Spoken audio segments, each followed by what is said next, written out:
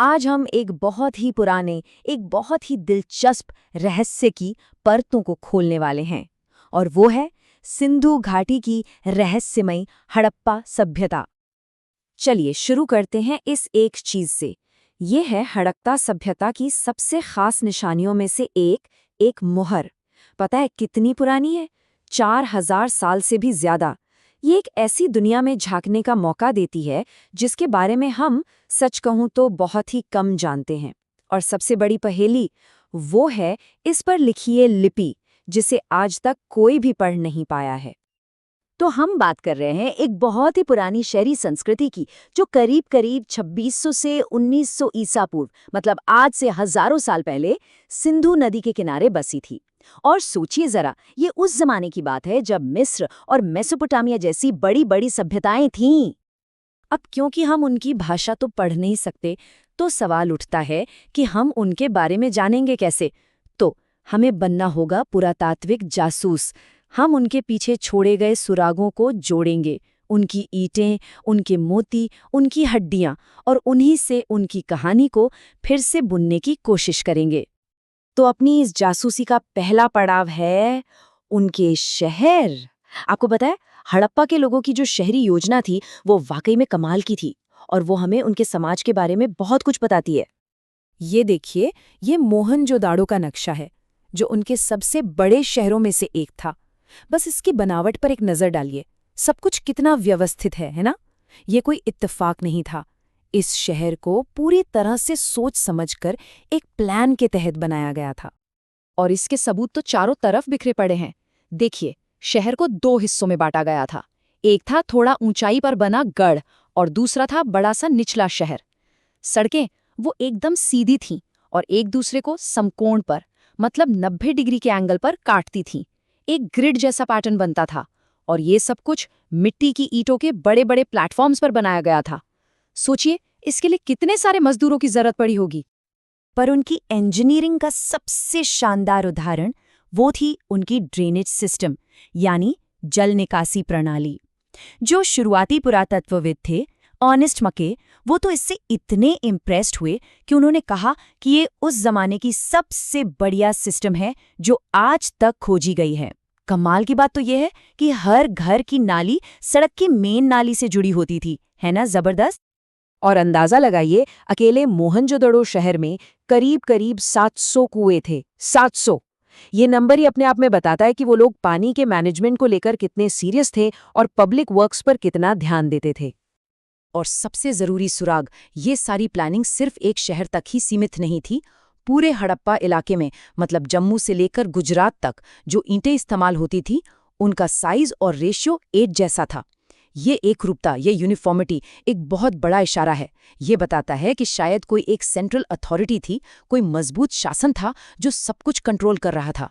तो साफ है, उनके शहर बताते हैं कि वो लोग कितने ज्यादा ऑर्गेनाइज थे। तो हमने उनके शहरों की बनावट तो देख ली। अब थोड़ा और आगे बढ़ते हैं और उन लोगों की जिंदगी में झांकने की कोशिश करते हैं जो इन शहरों में रहते थे। और ये हम कैसे करेंगे? उनकी रोजमर्रा की चीजों के जरिए। तो अब सवाल ये है कि ये लोग थे कौन? क्या उनका समाज बराबरी का था, या वहां भी अमीर और गरीब के बीच बड़ा फर्क था?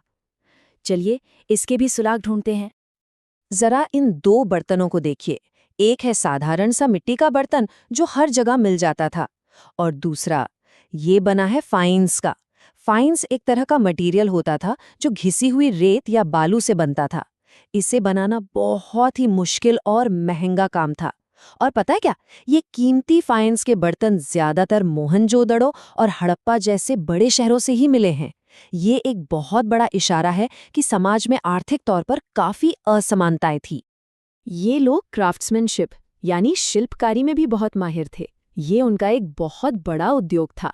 वो कारेलियन जैसे खूबसूरत लाल पत्थर से लेकर जैस्पर, तांबा, सोना और यहाँ तक कि शंख जैसी चीजों से भी कमाल की वस्तुएं बनाते थे।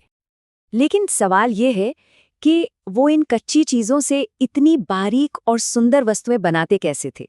उनके पास आखिर कौन सी तकनीक थी? चलिए एक उदाहरण से समझते हैं। कैरेलियन के मनके बनाने की प्रक्रिया। ये कोई आसान काम नहीं था, बिल्कुल भी नहीं। सबसे पहले पीले रंग के कच्चे पत्थर को आग में तपाया जाता था, ताकि उसका रंग गहरा लाल हो जाए। फिर उसे धीरे धीरे छीलकर एक मोटा आकार दिया जाता। इसके बाद और बारीक काम होता था और आखिर में उसकी घिसाई, पॉलिश और उसमें छेद करके उसे फाइनल टच दिया जाता था। ये उनकी टेक्नोलॉजी और स्किल का एक बेहतरीन नमूना है। लेकिन हड़प्पा के लोग सिर्फ अपने इलाके तक ही सीमित नहीं थे। हमारी ये जो जासूसी है, अब ये उनके इंटरनेशनल कनेक्शंस की तरफ मुड़ रही है, और इसका पता चलता है उनके ट्रेड नेटवर्क से। इस नक्शे पर नजर डालिए। उनका जो ट्रेड नेटवर्क था वो मेसोपोटामिया यानी आज का इराक और ओमान और बहरीन जैसे खाड़ी देशों तक फैला हुआ था। वो समंदर के रास्ते बहुत दूर दूर तक व्यापार करते थे। और ये है इसका पक्का सबूत। ये जो मोहर है ये मिली तो मेसोपोटामिया में है, लेकिन इस पर बना ये कुबड़ वाला बैल, ये डिजाइन साफ साफ सिंधु घाटी की कला से लिया गया है। ये व्यापार और कल्चरल एक्सचेंज का एक इतना ठोस सबूत है कि इसे नकारा नहीं जा सकता। मतलब साफ है वो एक ग्लोबल दुनिया का हिस्सा थे। तो हमने उनके शहरों, उनकी जिंदगी और उनके व्यापार को तो देख लिया, लेकिन अब हम आते हैं उन सबसे बड़े रहस्यों पर, उन सवालों पर जो आज भी आर्कियोलॉजिस्ट को उलझाए हुए हैं। सबसे बड़ा सवाल, उन पर शासन कौन करता था? क्या कोई राजा था? देखिए, एक तरफ तो एक जैसी ईंटें, एक जैसे वजन और इतने सुनियोजित शहर, ये सब इशारा करते हैं कि कोई एक सेंट्रल पावर जरूर थी। लेकिन दूसरी तरफ हमें मिस्र या मेसोपोटामिया की तरह कोई बड़े बड़े महल या राजाओं की शानदार कब्रें नहीं मिली हैं। और ये जो मशहूर मूर्ति है, इसे अक्सर प्रीस्ट किंग या पुजारी राजा कहा जाता है। लेकिन सच तो ये है कि हमें पक्के तौर पर कुछ नहीं पता कि ये कौन था या समाज में इसका क्या दर्जा था। हड़प्पा में सत्ता किसके हाथ में थी, ये आज भी एक बहुत बड़ी पहेली है। और फिर आता है उनके पतन का सवाल। ये सब खत्म कैसे हो गया? शुरू में R.E.M. व्हीलर जैसे पुरातत्वविदों ने एक थियरी दी कि आर्यों ने हमला किया और सब नष्ट कर दिया।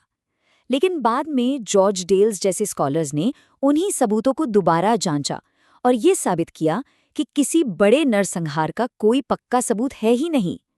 तो ये हमें ये भी दिखाता है कि कैसे नई रिसर्च से पुरानी थियरीज बदल जाती हैं। और जब हम उनकी धार्मिक मान्यताओं को समझने की कोशिश करते हैं तो ये और भी मुश्किल हो जाता है। जरा इस मोहर को देखिए।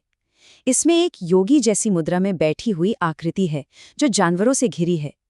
कुछ लोगों का मानना है कि ये भगवान शिव का एक बहुत ही शुरुआती रूप है, जिसे आद्य शिव भी कहते हैं।